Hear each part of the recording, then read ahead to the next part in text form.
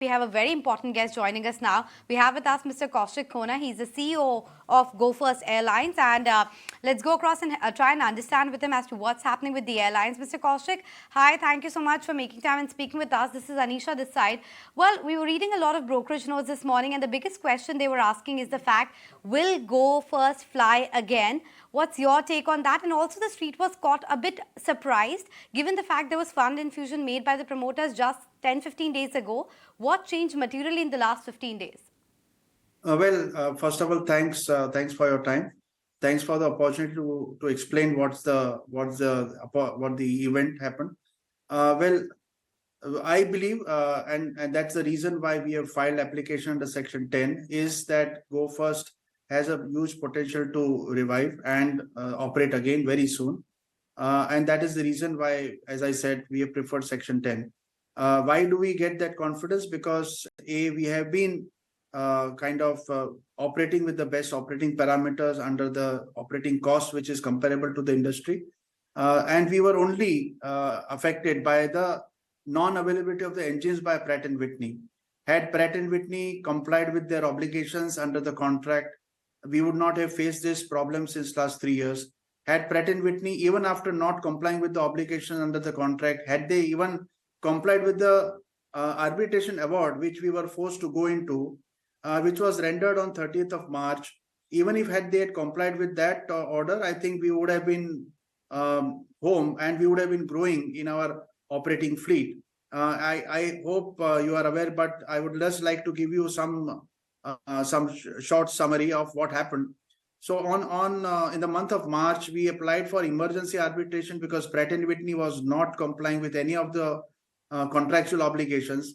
And finally, we got an award which was very favorable. And it also was very clear and unambiguous, asking Pratt & Whitney to provide 10 serviceable leased engines per month starting from 28th of April.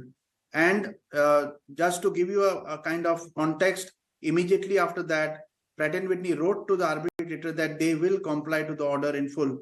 And that gave us a lot of confidence that, yes, finally now Pratt & Whitney, which is a part of a large Raytheon group, which is a $150 billion group in US, having exposure in defense and aerospace, would now comply with the award. And that is why the promoters, again, committed further funds apart from what they had committed earlier.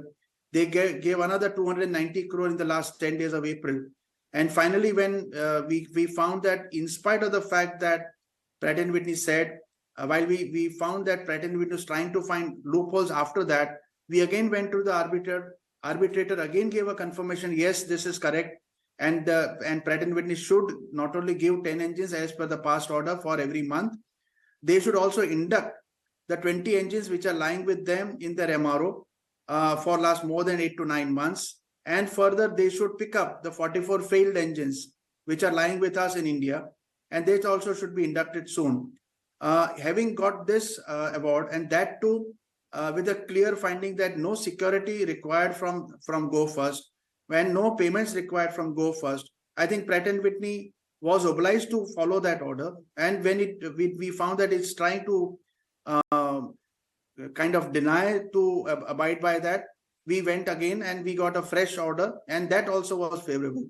So we thought that by 20th of April, they will provide the 10 engines, and that is the reason why promoters were committed. They still are committed, and they provided 290 crores in the last 10 days.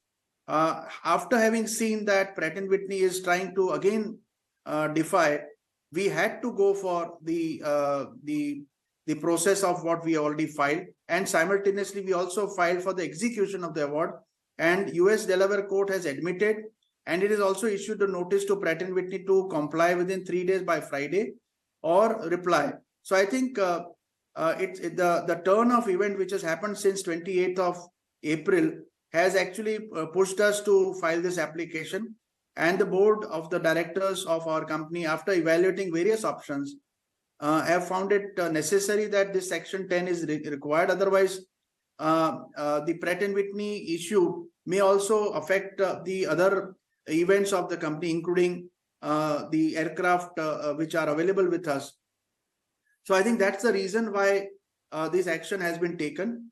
And I would be happy to explain that this whole process of Section 10 is actually a process whereby we are trying to find a resolution to see that the issues which have affected us due to Pratt and Whitney are getting resolved.